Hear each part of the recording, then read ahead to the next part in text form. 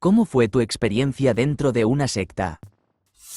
Durante los años 2000, estaba cultivando hierba en Europa y traía a amigos norteamericanos para que trabajaran conmigo, junto con interesantes mochileros que encontraba. Personas que deseaban más de la vida que solo un trabajo de 9 a 5. Terminé con un grupo de 10 a 20 personas, nuestros números eran algo fluidos, viviendo en un chateau, granja medio deteriorado en Europa Central, teníamos verduras orgánicas, junto con gallinas y cabras. En ese momento, estaba interesado en Osho y básicamente intentaba que todos adoptaran sus filosofías, además de usar documentales sobre teorías conspirativas de la anti-establishment y del 11 de septiembre para crear un sentimiento general de desconfianza hacia el mundo exterior. Eventualmente quería ahorrar suficiente dinero y comprar una gran propiedad en Belice donde todos viviríamos en cabañas y meditaríamos todos los días. El grupo terminó desmoronándose cuando tuvimos problemas con la policía y fui deportado. Ahora trabajo en una oficina de marketing y soy un verdadero cuadrado. No llamaría a mi pequeño proyecto un culto, pero definitivamente intenté direccionarlo hacia donde yo quería que fuera. Casi. Mi amigo me invitó a ser su socio en un negocio, pero antes de decirle que estaba completamente dentro, siempre fue vago en sus descripciones sobre el negocio. Así que asistí a una sesión informativa y simplemente supe que había algo que no estaba bien. No hubiera tenido esa sensación si no hubiera leído el libro de Steven Hassan sobre el control mental. Y la única razón por la que leí el libro fue para entender mejor cómo ayudar a mi amigo testigo de Jehová. Los líderes de las sectas pueden ser muy persuasivos. De hecho, estuve a punto de aceptar sus prácticas comerciales a pesar de las señales de advertencia. Mi mente estaba en una batalla entre lo que sabía sobre las sectas y lo que ellos estaban presentando. Al final, tuve que buscar en el libro para ver si Amway se mencionaba específicamente como un ejemplo de secta, y esto me convenció de decirle que no estaba interesado. Bueno, mi padre nunca lo llamó un culto. De hecho, despreciaba y temía ser etiquetado como un culto, pero al final del día, eso era prácticamente lo que era. Todo empezó cuando conoció a un hombre, cuyo nombre no diré, aunque todavía creo que debería ser desenmascarado, a finales de los 70s. Este hombre, que se autodenominaba maestro, inculcó en mi padre que si tienes una personalidad magnética y puedes controlar a las personas haciéndoles creer que eres su maestro, y su camino hacia lo absoluto. Esto resultó en darle a un sociópata, mi padre, todo el combustible que necesitaba para reunir a las personas y abusar de ellas, incluyendo a sus 2 hijas. Nos criaron bajo el sistema de creencias del trabajo. Una especie de mezcla de hinduismo, budismo y, básicamente, cualquier pedazo de diferentes creencias que se juntaran para validar lo que él quería predicar. Si mi padre tenía un mal día, o simplemente decidía que estaba enojado contigo ese día, había un infierno que pagar. Su rabia podía dirigirse a cualquiera en cualquier momento, por cualquier razón, a veces te sorprendía. Podrías estar teniendo un día perfectamente bien, y de repente, caramba, papá está enfurecido. Crecí rodeada de 10 a 15 adultos a la vez. En la superficie, todos decían, somos una comunidad artística, lo cual, en su mayoría, era cierto. Pero detrás de escena había mucho abuso. Empezaré conmigo misma. Comenzó a tocarme cuando tenía alrededor de 5 años.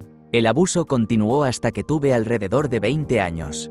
Todo porque tenía que ayudarlo con la sanación, y si no quería que él mejorara. Años después, descubrí que estaba haciendo lo mismo con mi hermana menor. Eventualmente, la mayoría de las personas que había reunido a su alrededor, y cuántos adultos habían hecho la vista gorda ante el abuso obvio de los niños, decidieron que este tipo a quien habían considerado un maestro estaba completamente loco. La comunidad se disolvió tras la muerte de mi padre y todos hemos tomado caminos separados. Me asombra hasta el día de hoy, cómo alguien tan verdaderamente depravado podía tener una personalidad tan magnética y atraer a tantas personas a su red, que los adultos soportaran tanto abuso y miraran hacia otro lado ante el abuso evidente de los niños. Todo con la esperanza de tener un maestro que pudiera acercarlos a Dios. ¿Lo absoluto? Cuando era pequeño, mi mamá casi se involucra con una pareja de ancianos que eran parte de una iglesia. Venían todos los jueves y viernes a orar, hablar de Dios y leer la Biblia con mi mamá. Me parecía agradable porque mi mamá es una gran cristiana, así que pensé que era bonito que finalmente tuviera a alguien con quien hablar. Pero luego las cosas empezaron a volverse extrañas, se volvían más agresivos, por decirlo de alguna manera. Un día, mi mamá me dijo que el hombre de la pareja sentía que algo no estaba bien en nuestro hogar. Nunca explicó lo que quería decir hasta una semana después. Dijo que mi papá y yo no estábamos bien con Dios y éramos demasiado mundanos, y que mi mamá debería dejarnos. Sin embargo, ella no dejó que esto la afectara, principalmente porque creo que se sentía sola. Luego comenzaron a pedir dinero o una semilla. En ese momento estábamos muy cortos de dinero, pero aún así mi mamá les daba entre 5 a 10 dólares a la semana. Pero luego se volvió realmente muy raro. Finalmente los conocí un día porque estaba atrapado en casa de la escuela debido a una falsa enfermedad. Mi mamá sugirió que los conociera y lo hice.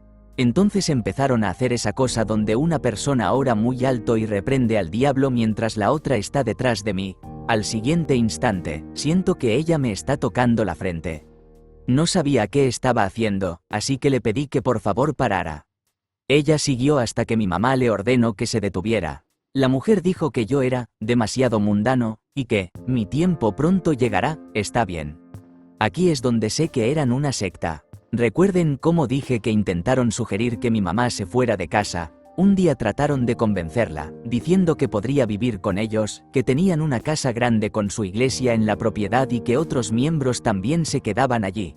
Mi mamá, obviamente, dijo que no, pero ellos no lo aceptaron. Básicamente intentaron forzar mentalmente a mi mamá a irse. Ella dijo que funcionó un poco, pero sabía lo que era correcto. Llamó a la policía y los agentes hicieron que se fueran de la propiedad mientras ellos gritaban: "Diviértanse quemando en el infierno", y otros términos similares. Pasaron 2 años y estaba viendo las noticias con mi mamá cuando, no te lo vas a creer, la pareja apareció en las noticias. Fueron acusados de intento de secuestro de los 3 hijos de otra familia. Así es. Me uní a uno cuando era adolescente.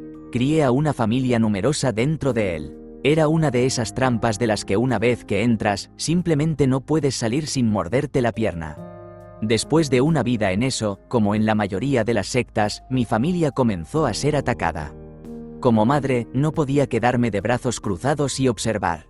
Investigué y, por supuesto, toda la situación, la verdad, se colapsó en el momento en que miré más allá de la información a la que estaba limitada. Sin embargo, no podía simplemente salir, o enfrentaba la posibilidad de perder mi matrimonio y a mis hijos.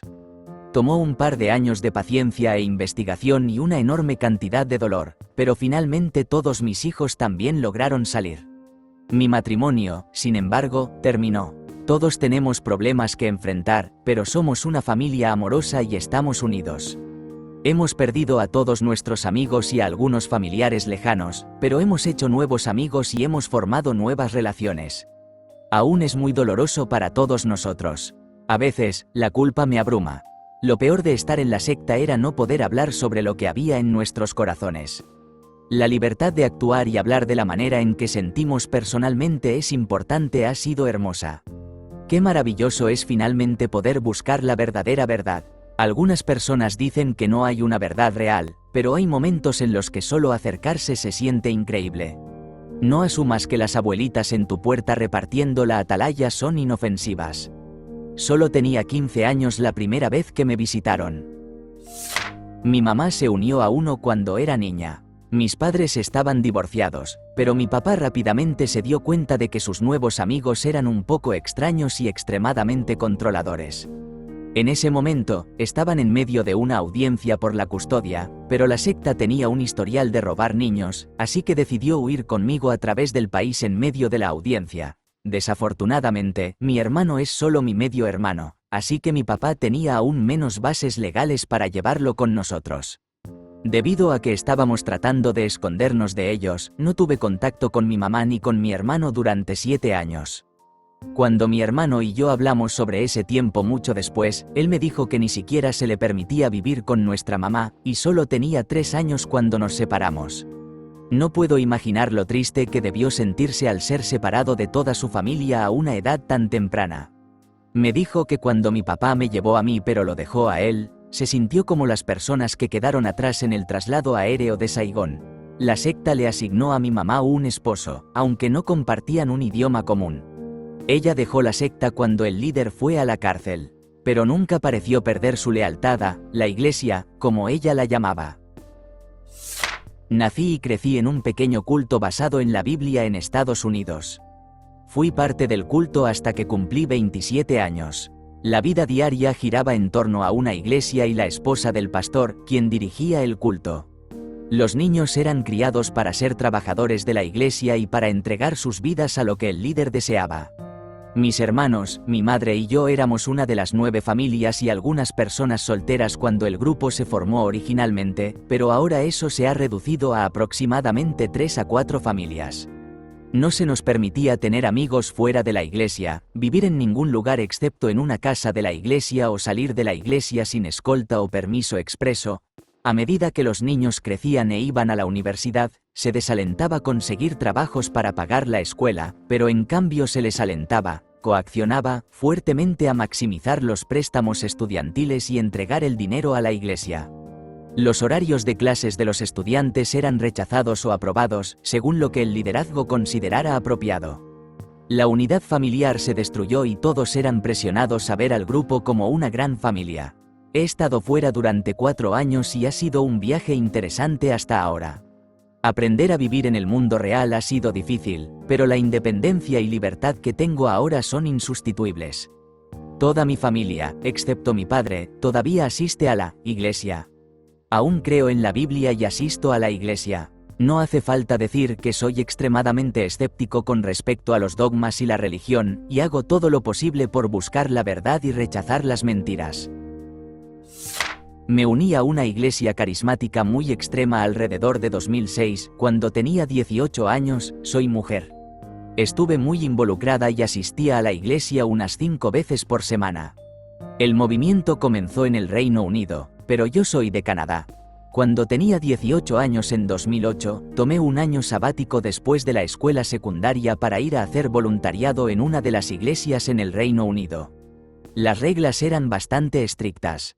A las mujeres no se les permitía predicar y se enseñaba que los hombres eran la cabeza del hogar. Las cosas se volvieron más intensas, los ancianos no me dejaban salir de las reuniones de oración hasta que encontrara al Espíritu Santo, es decir, cayendo al suelo. Me hicieron firmar un contrato en el que me comprometía a trabajar 60 horas a la semana durante 12 meses. Sin embargo, antes de firmar el contrato, les recordé que me iría en junio porque comenzaba la universidad ese otoño y quería pasar el verano en casa. En abril me dijeron que no podía irme hasta septiembre, cuando se venciera mi visa. Los ancianos me dijeron que habían tenido una reunión sin mí y que Dios les había dicho que tenía que quedarme el resto del año. Siendo una chica de 18 años, fui ingenua y aterrorizada. Se lo conté a mis padres. Mis padres amenazaron con ir a los medios, ya que me mantenían contra mi voluntad en el Reino Unido. Los ancianos de mi iglesia en Canadá ya tenían bastante mala reputación, así que convencieron a los ancianos en Inglaterra para que me dejaran ir. Desde entonces me he convertido en atea, pero no sin que antes me expulsaran de la iglesia, porque era fumadora de hierba. Si alguna vez hacía preguntas, me decían que tenía un espíritu engañoso y trataban de orar para quitarlo de mí. Solo me dejaban leer los libros que ellos decían que podía. Fue horrible. Nací en una iglesia metodista normal. A la edad de 8 años, mi madre comenzó a llevarme a mí y a mis 3 hermanos menores a una iglesia cristiana fundamentalista no denominacional. Había alrededor de 100 personas en la iglesia y todo giraba en torno al pastor. Un día tendré que escribir un libro sobre esto porque la absoluta tontería que salía de ese lugar podría llenar un océano. ¿Eres mujer?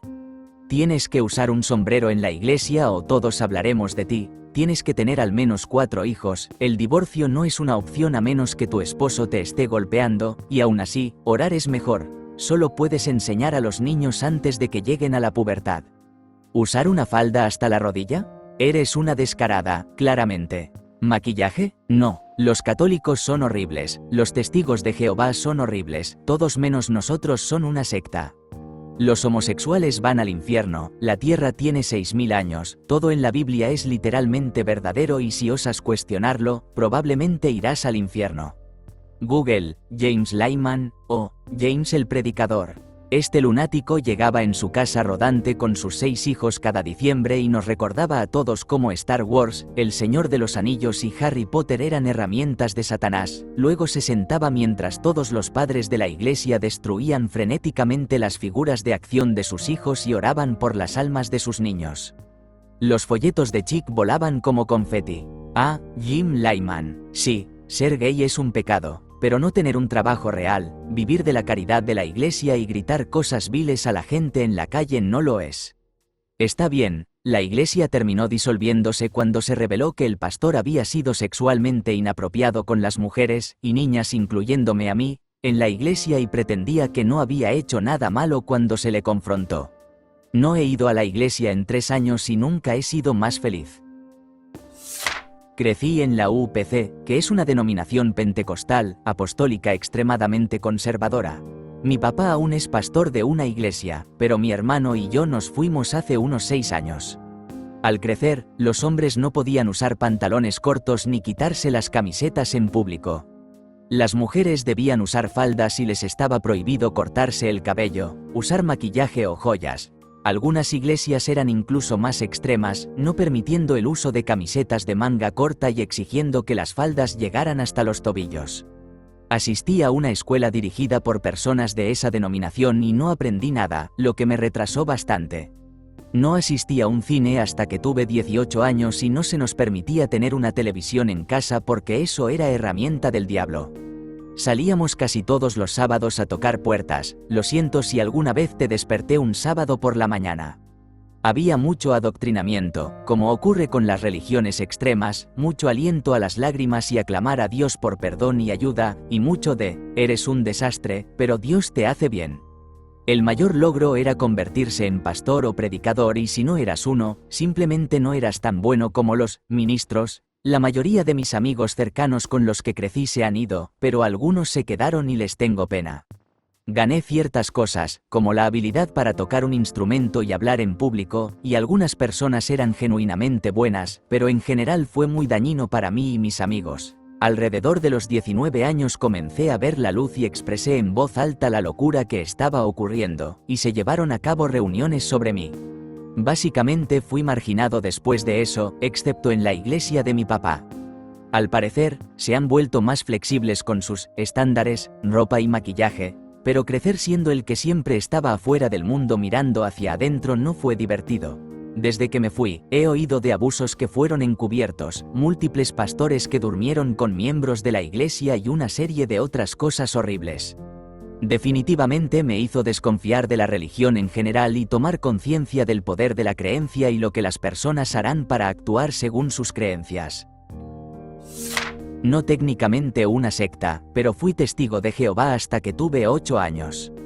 Mi papá creció como testigo y cuando estuvimos visitando a la familia en Puerto Rico, tuve la oportunidad de conocer a toda mi familia del lado de mi papá por primera vez, y la mayoría de ellos eran testigos. De toda la familia que conocimos allí, mi tía probablemente fue la mejor. Era la hermana de mi papá y se podía notar que él la quería mucho.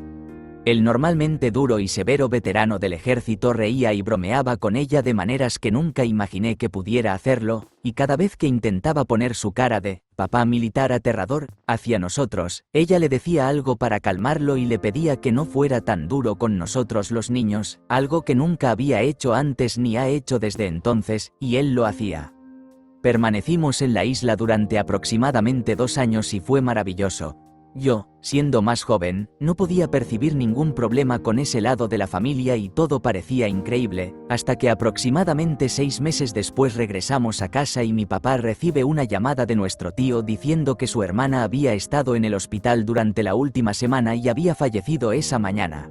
La familia se lo había ocultado a mi papá y a su hermano porque todo lo que necesitaba mi tía para vivir era una transfusión de sangre y todo lo que el hospital necesitaba era al menos un miembro de la familia que lo aprobara para poder dársela. Y como los testigos tienen una regla que no permite transfusiones ni medicación, la dejaron morir lentamente en un hospital. Se lo ocultaron porque mi papá habría volado de regreso en un abrir y cerrar de ojos para darle toda la sangre que necesitaba, y no podían permitir que eso sucediera, a pesar de que ella ni siquiera era testigo. Hasta el día de hoy, nunca he visto a mi papá reírse o bromear de la misma manera en que lo hacía con su hermana.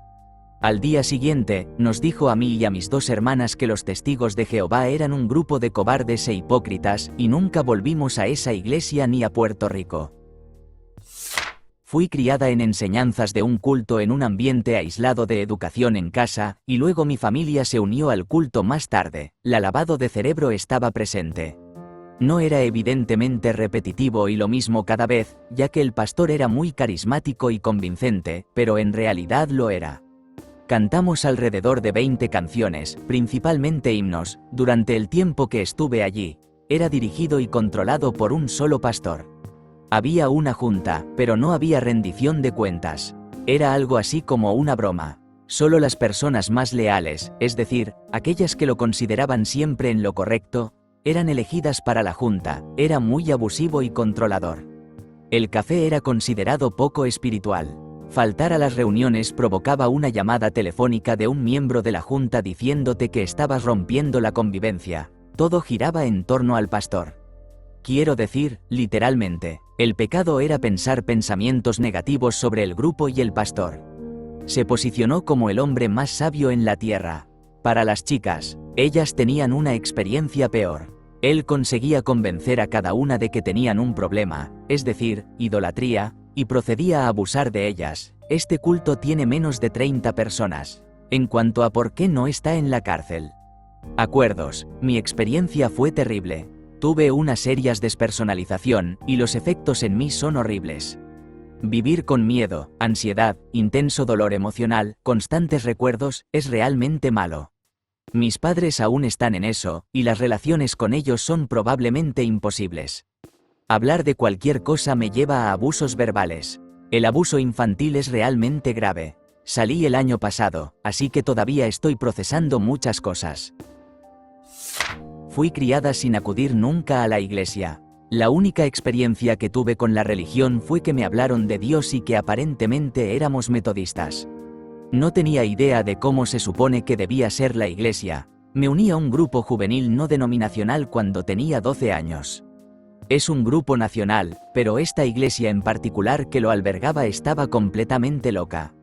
Las camisetas que llevábamos al grupo eran de algodón porque mezclar fibras es un pecado.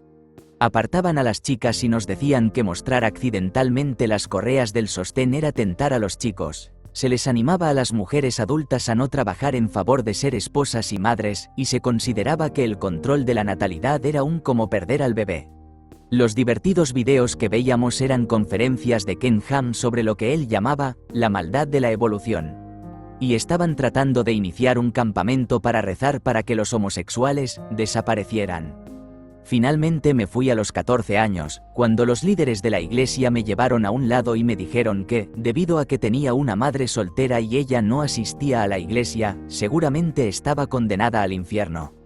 Para salvar mi alma, iban a encontrarme padres adoptivos dentro de la congregación, así que necesitaría decirle a la policía que mi madre me estaba abusando para poder ser adoptada. Nunca volví. Pero, a pesar de lo locos que eran, ni siquiera eran el peor grupo en la ciudad.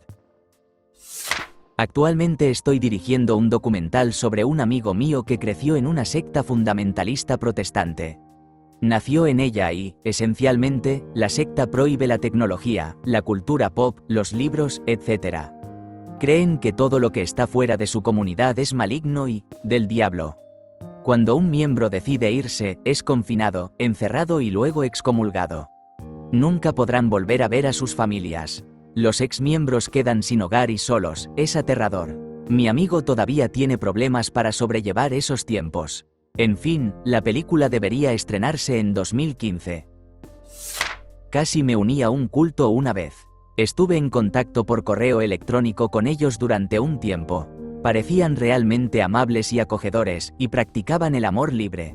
Funcionaban como una verdadera comuna, todo se compartía y el individuo solo era parte del todo mayor.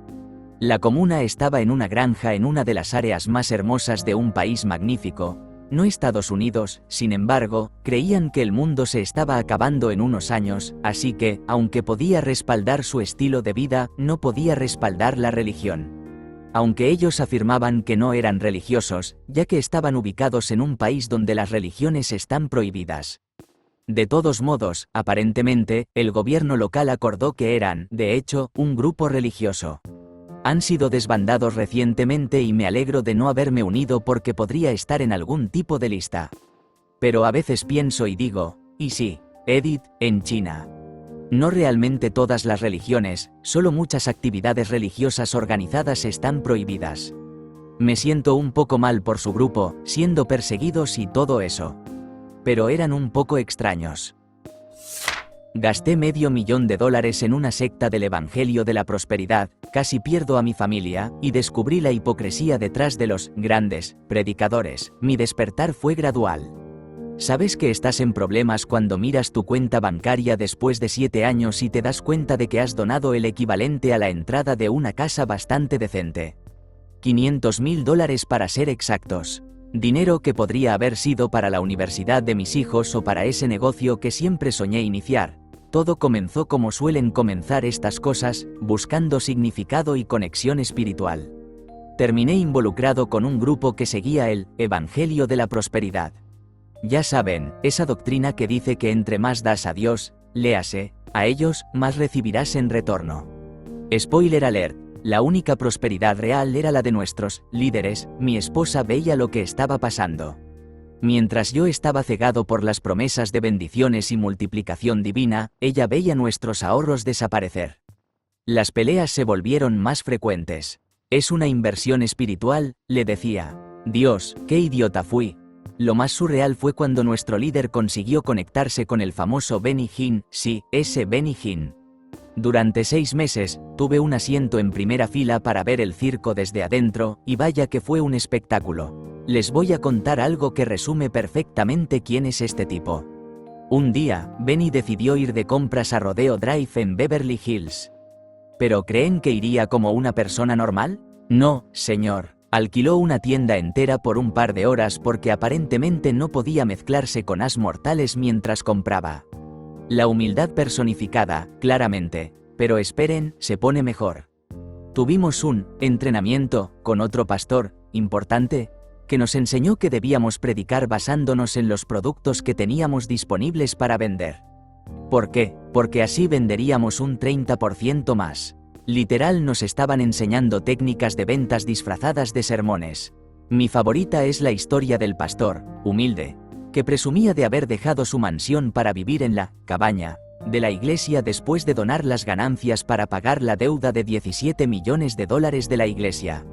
Lo que no mencionó es que su sacrificio consistió en mudarse de una casa de $3 millones y 560 metros cuadrados a una modesta residencia de $1,50 millones y 280 metros cuadrados en el mismo club de campo. Pobrecito, ni siquiera tenía su propia piscina. El despertar final llegó cuando mi esposa puso un ultimátum, o la secta o la familia.